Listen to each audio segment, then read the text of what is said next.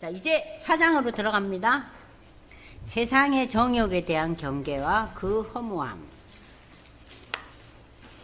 세상 인생살이가 허무하다는 얘기가 오늘 이제 나와요. 그래서 이제 여러분들이 보실 텐데,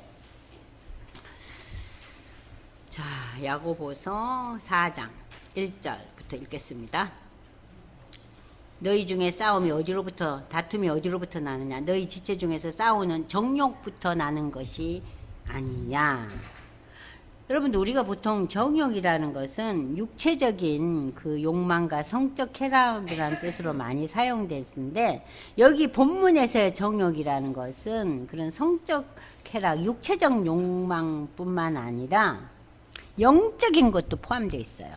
탐욕. 탐욕이라는 것은 갖고 싶다는 거지, 그걸 구체적으로 행동으로는 안 옮겨요. 아직. 아이, 저거 너무 좋다. 내가 어떻게 갔지? 우리 남편은 별로 수입이 그런데, 저거 어떻게 갔지? 그건 굉장히 저차원적인 탐욕이죠. 또 어떤 탐욕이냐? 내가 공부를 많이 하고 싶은데, 뭐 여건이 안 되네. 어떻게 하면 배우고 싶은 이 내 갈망을 어떻게 하면 얻을 수 있을까? 그래서 나는 뭐 결혼해서 애 낳고 이런 거 다 그냥 공부하고 박사학위 하고 학교에 남고 연구실에서 연구하고, 그게 내 지상 과제야.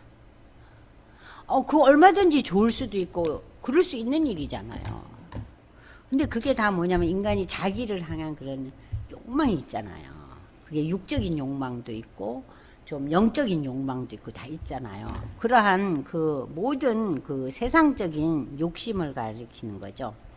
그러니까 정욕이란 것은 모든 그 악한 의미에서의 욕심을 말하는데, 이 욕심 때문에 우리가 다투고 부딪히고 그러지 않아요?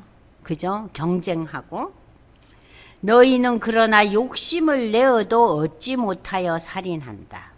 욕심낸다고 다 이루어지면은 이 세상에 무슨 문제가 있어요. 욕심을 내지만 그것이 다 얻을 수는 없는 거예요.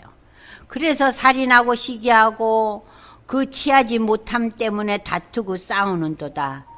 그러나 여기 결론이, 너희가 얻지 못함은 구하지 아니하기 때문이요, 구하여도 받지 못함은 정욕으로 쓰려고 잘못 구함이다. 자, 욕심을 내다가 내 뜻대로 이루어지지 못해서 시기하고 분쟁 일으키고 막 살인까지 일어나는데, 여기 야고보 기자는 뭐라 그럽니다? 구했는데도 못 받는다는 것은 욕심으로 구했기 때문이라는 거예요. 자, 욕심으로 구했다는 얘기가 무엇을 의미하는가? 자, 여기 보시면은 응답을 못 받는다, 기도의 응답을 못 받는 것 중에 하나는 인간의 정욕에 의한 욕심의 기도이다. 인간적인 욕망에 의한 기도와 하나님의 응답에 대한 확신이 없는 의심의 기도. 그러니까 우리가 기도할 때 이루어지지 않았다 하면은 체크할 본문, 첫 번째 본문이야. 내가 욕심으로 이것을 하나님께 구한 게 아닌가? 안 되네. 그러면 이건 내려놓아야 되는가? 두 번째는 뭡니까? 확신이 없는. 글쎄, 기도는 해야 되겠는데 하나님이 들어줄까? 내 현실의 상황에서는 이거는 말도 안 된다. 내 욕심이니까 되지도 않을 기도 뭐하라 하겠나. 그러면서도 또 눈만 감으면은 기도가 나오는 거예요. 에? 그래도 하나님 들어주신다고 하지 않았어요. 제가 이게 너무 소망사항입니다. 근데 또 돌아서면 이게 현실적으로는 0%다. 그러면은 꽝이지 뭐, 이거 해서 뭐 하겠나. 그러니까 하나님께서는 이렇게 인간적인 욕망에 의한 기도와 의심하는 기도에 대해서는 응답하시지 않으신다 그랬어요. 그 원하는 걸 들어주시지 않는다 그랬어요. 그래서 마가복음 11장 한번 보세요. 마가는 어떻게 기록하고 있는가? 마가복음 11장 23절에서 24절 보면요. 내가 진실로 너에게 이르니 누구든지 이 산들어 들려 바다에 던지지라 하며 그 말하는 것이 이루어질 줄 믿고 마음에 의심하지 아니하면 그대로 되리라. 그러므로 내가 너희에게 말하노니 무엇이든지 기도하고 구하는 것은 받은 줄로 믿으라. 그리하면 너희에게 그대로 되리라. 이 얘기를요, 잘못하면 기도만 열심히 하면 다 되는구나, 그렇게들 또 오해를 하세요. 근데 기도라는 것은요,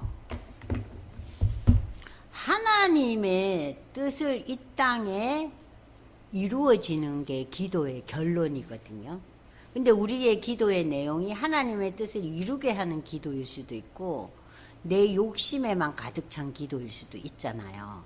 그런데 때로는 우리가 그걸 구별을 해요. 아, 이건 정말 하나님 죄송해요, 제가 좀 욕심이 가했네요 하고 생각돼요. 근데 어떨 때는 욕심 아니거든요. 정말 제가 너무 원하는 거거든요. 원하지만 욕심에 의한 기도일 수 있잖아요. 그리고 두 번째는 될까? 이게 되겠어? 근데 우리 여기 지금 마가복음의 복음은 이 산들어 하나님 옮겨주시하면 산도 움직여 주시겠다는 것은 그 말 그대로 여러분들이 그것을 생각하면 너무 황당한 거예요. 어떻게 산이 움직여요? 예? 아니 백두산이 서울에 어느 산 옆으로 옮겨 주세요, 이게 말이 되는 기도예요? 여기서 얘기하는 그 산을 움직이는 기도라는 것은 뭐냐? 사람의 생각과 지혜로는 불가능한 일이 때로는 하나님의 인도와 뜻하심이 있으면 이루어진다는 얘기예요. 이 산이 움직인다는 기도는 인간의 생각과 지혜에 의해서는 도저히 될 수 없는 일이에요. 그러니까 우리 남편이 절대적인 불신자예요. 그런데 우리 남편이 어느 날 예수를 믿게 된 거예요. 그러면은 그 사람의 지나온 10년을 돌아볼 때는 어때요? 저 인간은 안 돼. 뭐 하나님이 머리카락을 잡아 당기든거나 밀어 던지거나 해야지 내 입으로는 안 돼 하는데 어느 날 이 사람이 예수를 믿게 되고 교회를 나온 거예요. 그때 어때요? 백두산이 남한으로 넘어온 것보다 내한테는 더 큰일 아니에요? 그죠? 더 큰일이에요. 백두산이 여기 온다고 나한테 그게 무슨 의미가 있어요? 그죠? 그러니까 하나님께는 불가능한 일을 가능하게 하신다. 그러니까 부활의 예수를 믿는다는 것은 뭐예요? 인류 역사상 부활한 인간은 없어요. 소생한 인간은 있어도. 잠시 죽었다 소생한 인간은 있어요. 부활한 인간은 인류 역사상 아무도 없어요. 부활과 소생의 의미를 제가 얘기했죠. 소생은 잠시 숨이 끊어졌다가 다시 숨을 쉬고 어느 날 또 죽어요. 부활은 죽음에서 살아난 거예요.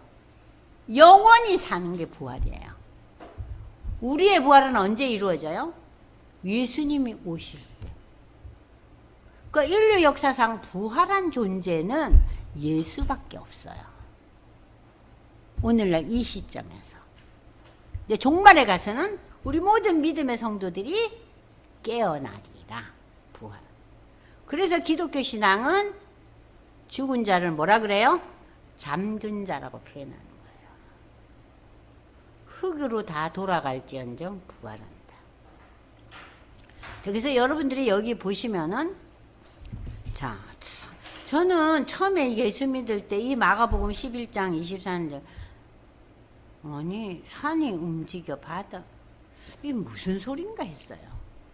그러니까 인간의 생각과 지혜로는 불가능한 일이 하나님의 뜻과 인도하심이 있으면은 가능할 수 있다는 얘기가 이 본문의 요지예요. 아시겠죠? 그러니까 하나님, 이게 참 내 생각으로는 도저히 안 되는 일이지만 하나님의 인도하심과 뜻하심이 있으시다면 이 일을 이렇게 해주시면 참 좋겠네요. 그게 우리의 기도인 거예요. 그렇게 기도하면요, 욕심내지도 않고 의심하지도 않아요. 이현승 권사님 이해되세요? 그렇게 기도하면 우리가 의심하지도 않고 욕심내지도 않아요. 왜냐하면 하나님의 뜻과 인도하심을 구하기 때문에. 차이가 크죠. 다음 본문 보겠어요. 자, 그래서 욕심을 내려놓으라는 본론이에요. 그래서 보시면은 구하여도 받지 못함은 정욕으로 쓰려고 잘못 구하기 때문이다.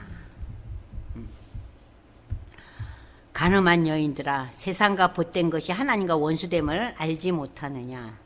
그런즉 누구든지 세상과 벗이 되고자 하는 자는 스스로 하나님과 원수되느냐. 이 간음한 여인이라는 것은요, 영적인 의미로 사용된 말이에요. 하나님에 대한 믿음이 없고 하나님에 대한 충성함이 없는 거예요. 왔다 갔다 변덕을 부리는 거예요. 어느 날은 하나님이 필요하고 어느 날은 하나님이 필요 없어요. 이것을 믿음이라고 할 수가 없죠. 네? 그래서 이 간음한 여인들은 믿음이 없는 자들아, 세상과 벗된 자들은 하나님과 벗이 될 수가 없어요. 세상을 좋아하고 세상의 가치 기준에 내 마음이 홀랑 빠져 있으면은 하나님의 가치 기준과 내가 함께 할 수가 없다는 거예요. 하나님과 원수된다는 거죠. 너희는 하나님이 우리 속에 거하게 하신 성령이 시기하기까지 사모한다 하신 말씀을 헛된 줄 알아요. 하나님이 우리 속에 거하게 하신 성령. 그래서 고린도전서 12장 3절에 보면은 늘 제가 얘기하잖아요. 예수를 주로 고백하는 것은 나의 결단과 나의 생각과 지혜로 이루어진 일이 아니라 내 속에 무엇이 와서 성령이 내재하셔서 내가 예수를 주로 고백하고 십자가의 예수를 받아들이는 거예요. 부활의 예수를 받아들여요. 승천하신 예수님을 받아들여요. 다시 오실 예수님을 받아들이는 이 신앙 고백은 내 힘과 노력과 의지로 된 게 아니라 성령의 인도하심으로 받아들여요. 그래서 성령의 역사예요. 그런데 하나님이 우리 속에 거하시는 성령이 질투하기까지 사모한다 하신 말씀을 헛된 줄. 이 본문은요, 하나님은 성령이 우리 안에 거하시고 하나님과의 관계를 더욱 깊이 원하신다는 거예요. 아우, 너무 질투나 하는 거는 뭐예요? 너무 좋아, 이 소리잖아요. 하나님이 너무 원하신다는 것을 질투한다. 그래서 하나님의 속성 중에서 출애굽기에 뭐라 그래요? 하나님은 지얼로스가 질투하시는 하나님이라고 그랬어요. 지얼로스가. 응? 그래서 세번역에서는 하나님께서는 우리 안에 살게 하시는 그 영, 성령을 질투하실 정도로 우리를 사랑하신다는 의미입니다. 그러므로 더욱 큰 은혜를 주시나니 그러므로 일렀을 때 하나님이 교만한 자를 물리치시고 겸손한 자에게 은혜를 주신다. 하나님은 나는 내 수고와 노력과 생각과 지혜대로 내 인생을 잘 마무리할 수 있습니다. 그거 하나님 제일 싫어하는 거예요. 하나님 앞에 교만한 거예요. 근데 세상적인 관점에서 보면은 성실하고 책임감 있는 사람 아니에요? 열심을 다하고 수고를 당하고 자기의 온 생애를 바쳐서 애써요. 그래서 세상 사람들은 박수를 칠 수 있어요. 그러나 하나님은 박수 안 치세요. 그런 사람을 뭐라 그래요? 교만한 자라고 그래요. 왜 너는 너의 한계를 모르냐? 네가 영원 무궁토록 살 거냐? 넌 인생을 뭐라고 보느냐?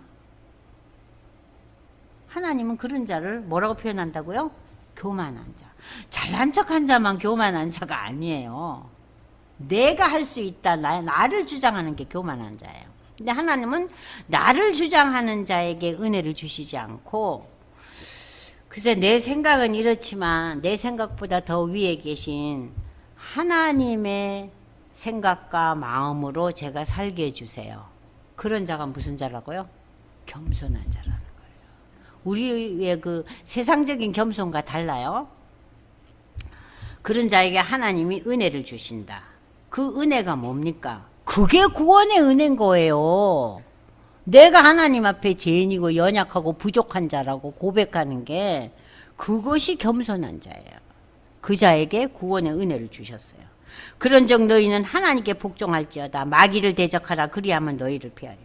그러니까 하나님께 복종해야 되지 세상의 기준과 가치 기준을 따라가게 되면은 결국은 그것은 마귀와 법하는 거예요.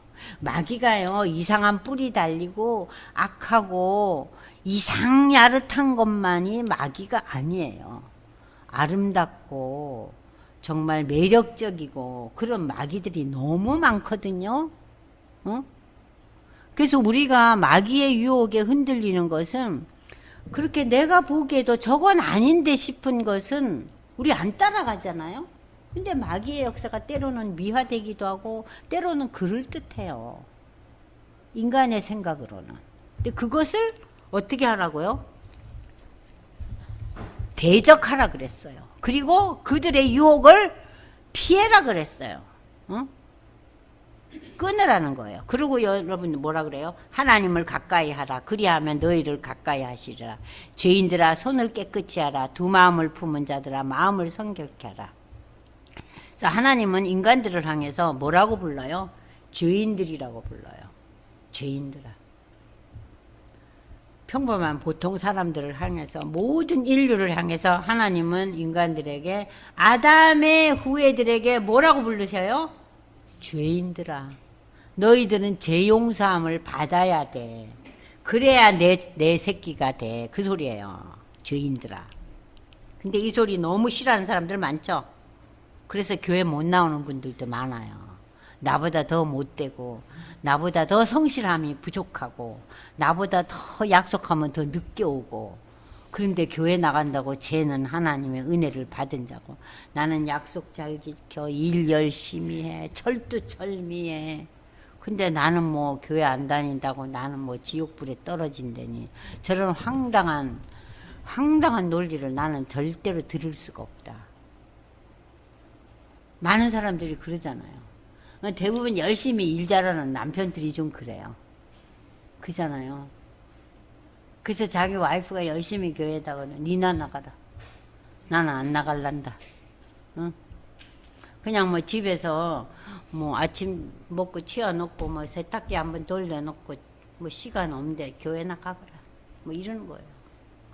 아주 그냥 의미를 그냥 완전히 묵살하는 거죠. 의미 부여를 안 하는 남편들 많잖아요. 나는 이렇게 직장에서 시달리고 일하고 가족들 먹여 살리느라고 애쓴데 니는 뭐하노? 뭐 교회라도 가기 다행이다. 주식 한다고 자판 두들기고 친구들 만나서 수다나 떠는 것보다야 괜찮아요. 그렇지만 그 이상은 아니다. 그런 남편들도 꽤 많아요. 그러다 이제 부인들의 기도로 나이 들면서 나오시죠. 그잖아요, 장권사님. 근데 우리의 자녀들은 어린 시절, 젊은 시절부터 하나님 바라보기를 우리가 기도하는 거죠. 그래서 여기 보시면 두 마음을 품은 자들은 뭐예요? 아예 한 마음을 품으면요 간단해요. 근데 두 마음을 푸는 거는 하나님도 있을 것 같아. 그걸 우리가 이신론이라 그래요. 하나님이 있어야 되지 않겠어? 이 신비로운 우주 만물을 창조한 데는 분명히 그런 신적인 존재가 있어. 그러나 인생을 주도하는 거는 나야. 그건 하나님 관계나시야. 하나님 만들어 놓으셨어. 그러면은 그 역사를 주관하고 역사를 개척해 나가는 거는 인간들이야. 그 중에 하나가 나야. 그게 이신론이에요. 그러니까 하나님이라는 존재에 대해서는 인정하지만 이 존재는 창조주로 끝나요. 섭리하고 다스리시고 종말에 오시리라는 하나님은 거부하는 거예요. 그리고 범신론은 뭐냐? 모든 것이 신적인 거예요. 이 마이크에도 신이 있고 이 컴퓨터에도 신이 있고 이 나무에도 신이 있고 그래서 온갖 데다가 다 무슨 이 종이 쪼가리를 붙여놓고 기도하죠. 그게 범신론이에요. 우리는 뭐예요? 유일신이에요. 유일신, 이신론, 범신론 구별하시죠? 세 가지 신적인 견해, 신에 대한 견해. 자, 그래서 이 더블 마인드 두 가지 마음은 신은 있는데 뭐 섭리는 안 하지. 섭리는 내가 개척하고 내가 해나가는 거지. 그리고 어떤 사람은 아예 신적인 존재를 또 부정하는 사람도 있고요. 슬퍼하며 애통하며 울지어다. 이건 회개하라는 거예요. 슬퍼하고 애통하고 울지어다는 것은 너희 인생이 누리는 여러 가지 환난과 고난을 슬퍼하고 애통하며 울지어다가 아니라 인간의 죄성을 슬퍼하며 애통하며 울지어다. 내가 예수를 믿는데도 왜 이렇게 죄성이 아직도 이렇게 수두룩히 남아있냐. 이것을 애통해야 하라는 거예요. 그러면서 회개하는 거예요. 너희 웃음을 애통으로 너희 즐거움을 근심으로 받아. 이 근심은요 거룩한 근심이죠. 거룩한 근심이에요. 여러분 거룩한 근심은요, 아 우리 누구가 아직 예수를 안 믿어서 참 진짜 내가 근심이 많다. 이건 거룩한 근심이에요. 네? 거룩한 근심을 하라는 거예요. 근데 우리가 거룩한 근심은 별로 안 하잖아요. 내가 어쩌겠어 쟤를 그러잖아요. 응? 그래서 자녀들이 신앙생활 전혀 안 하고 승승장구하면 우리 모든 그리스도인 어머니 아버지들도 그냥 오케이 하고 넘어가요. 그걸 애통해 안 해요. 왜냐하면 세상에서 너무 자녀들이 잘 나가면. 그래서 때로 저는 자녀들이 너무 잘 나가는 것도 이게 복이 아니구나 하는 생각이 들 때도 있어요. 잘 나가니까 얘네들을 잘 나가는 걸로 다 판단 기준을 하는 거예요. 근데 우리 부모들의 마음은 어때야 돼요? 성도라면 아무리 잘나고 성실하다 할지라도 얘가 아직 예수신앙 고백이 없는 게 난 너무 애통하다. 그게 있어야 돼요. 그게 있어야 돼요. 제가 얘기했잖아요. 굿바이로 인사할 것이냐 굿나잇으로 인사할 것이냐. 그런 애통의 마음이 있어야 돼요. 여기서 애통의 마음은 그 마음이에요. 주 앞에서 낮추라. 그리하면 주께서 너희를. 그러니까 주 앞에서 너희가 교만하지 않고 하나님 앞에서 겸손하게 되라. 이 낮추라는 게 하나님 앞에 낮추라는 게 겸손하는 거예요. 그러면 하나님께서 너희를 높이신다 그랬어요. 아우 이 말 들을 때마다 아우 하나님 우리 자녀들을 하나님 높여주세요. 세상에 안 높여주셔도요 제가 그렇게 서운해 안 할게요. 하나님이 높여주시는 존재 된다면 저는 그냥 이 땅을 기쁨으로 떠납니다. 근데 하나님이 높여주시지 않으면 제가 너무 애통하네요. 이런 마음을 가지라는 거예요. 유인옥 권사님 어떠세요? 자녀들을 위해서 그렇게 기도하세요. 하나님 높여주세요. 세상적으로 우리 아들이 너무 잘 나간다 할지라도 하나님이 높여주시는 게 더 귀하고 중요한 일 아닙니까? 하고 기도하셔야 돼요. 네. 형제들아 서로 비방하지 말고 형제 비방하는 자나 형제를 판단하는 자는 율법을 비방하고 율법을 판단해. 내가 만약 율법을 판단하면 율법의 진행자가 아니고 재판관이로다. 우리가 성가학을 우리는 마음대로 쭈무르는 자가 돼서는 안 되죠. 우리가 재판관이 될 수 있는 재판은 누가 해요? 하나님이 하는 거죠.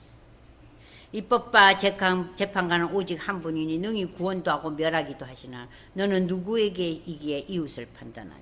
네가 뭔데 이웃을 네 마음대로 재판관이 되고 입법자가 되면서 네가 흔들어대느냐.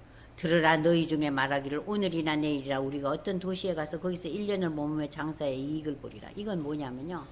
야 우리가 정말 계획하고 노력하고 애써서 이런 프로젝트를 해보자. 그래서 이 일이 정말 성공적으로 잘 되게 우리가 열심히 노력하자. 그런 사람들에게 하는 말입니다.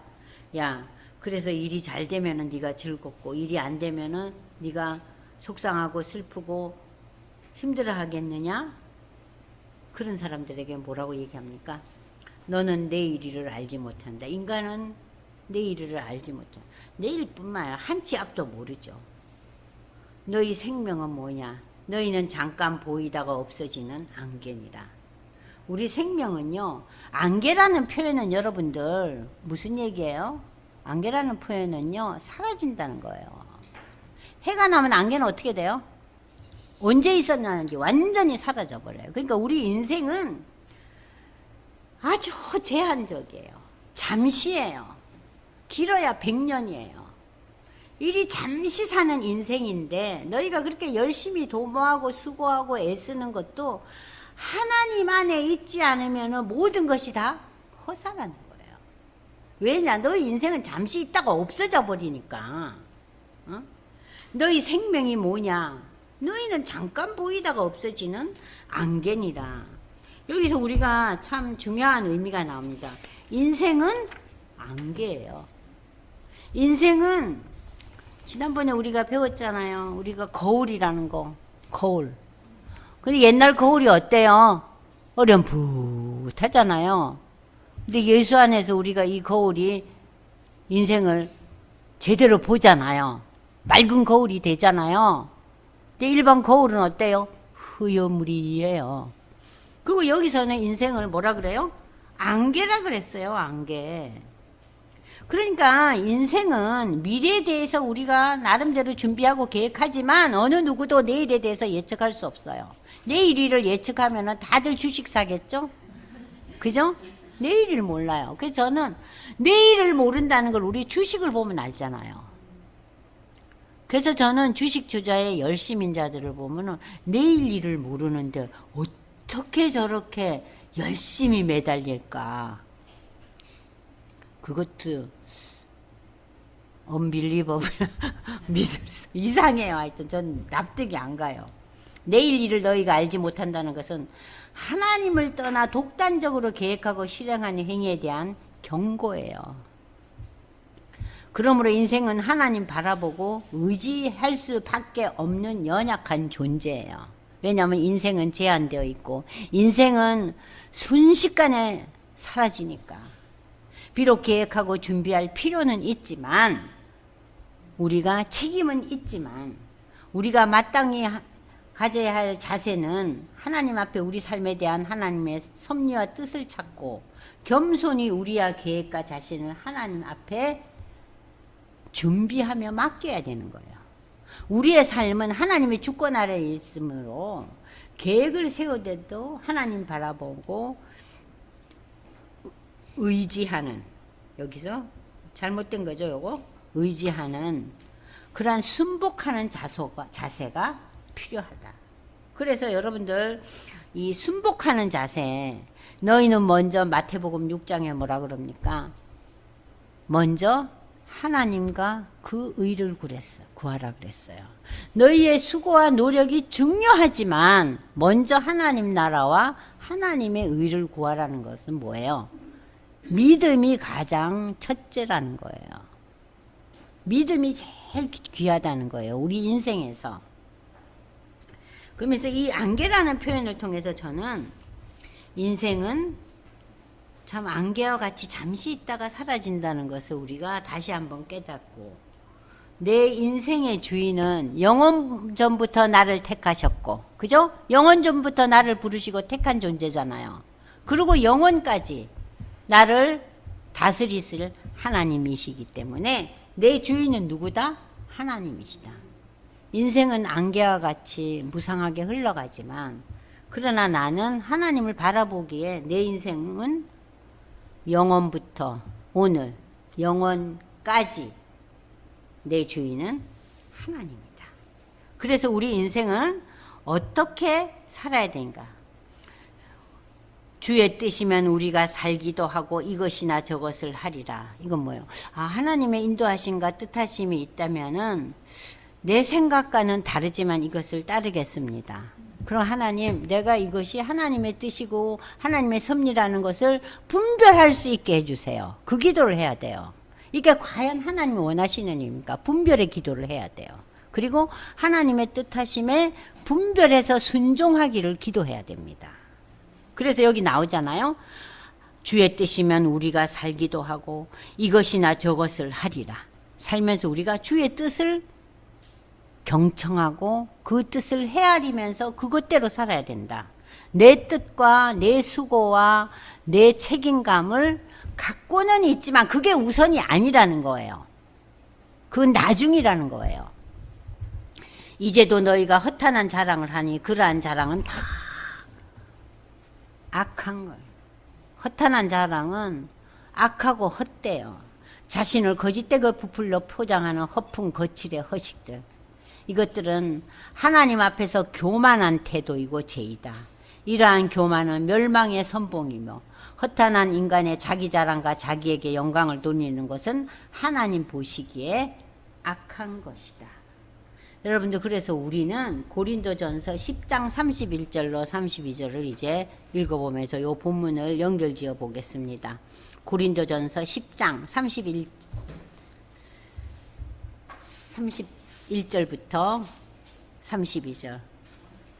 그런즉 너희가 먹든지 마시든지 무엇을 하든지 다 하나님의 영광을 위하여 하라.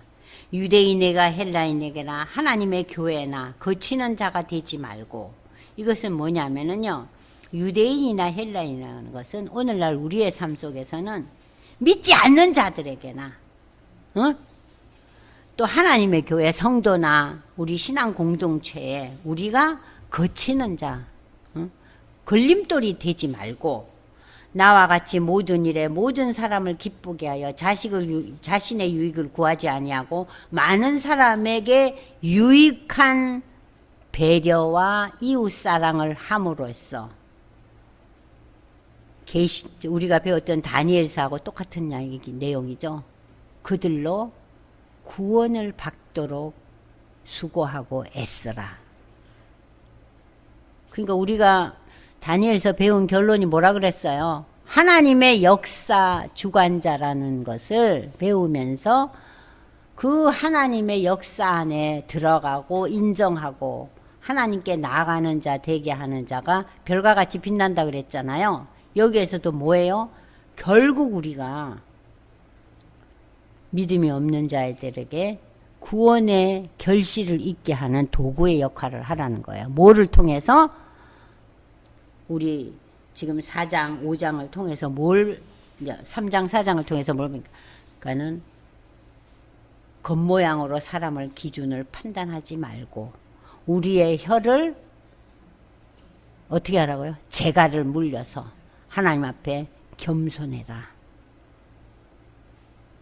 그리고 이웃의 유익을 위해서 살아라. 그 유익의 결정적인 고울이 뭡니까? 구원의 열매예요. 아시겠죠? 네, 그래서 하나님을 가까이 하는 삶이라는 여기서 얘기가 나오지만 우리가 하나님께 가까이 하는 삶이라는 것은 결국은 말해서 우리가 구원을 받은 성도로서 내 마음과 내 삶의 중심이 하나님께 있어야 될 것이고 우리가 어떻게 해서든지 어떤 상황 속에서도 하나님을 바라보는 소망을 갖는 인생을 살면서 이웃에게는 어떻게 하라고? 겸손해져라. 나를 낮추라. 그러면서 허탄한 자랑은 악하니까 하지 말라 그랬어요. 내가 가진 거, 내가 누리는 거 그런 것을 자랑하기보다는 누구를 자랑하라? 하나님을 자랑하라는 거예요. 그러니까 이 하나님을 자랑하는 것이 하나님께 영광을 돌리는 거예요.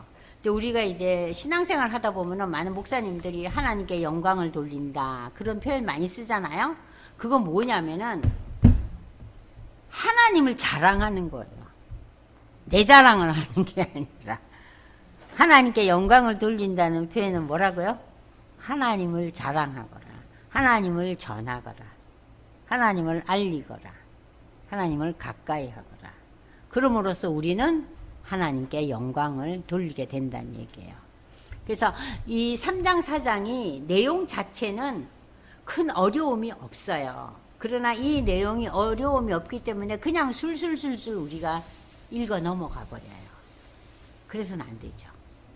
그래서 이 내용을 보면서 이 구원이라는 것이 이렇게 대단한 것이구나. 이 구원의 열매를 결국은 하나님이 원하시는구나. 그래서 이 수많은 성경 기자들이 결론을 이 구원의 열매를 맺게 하려고 수고하고 애썼구나. 그러니까 우리도 그들처럼 해야 되지 않겠어요? 네, 기도하겠습니다.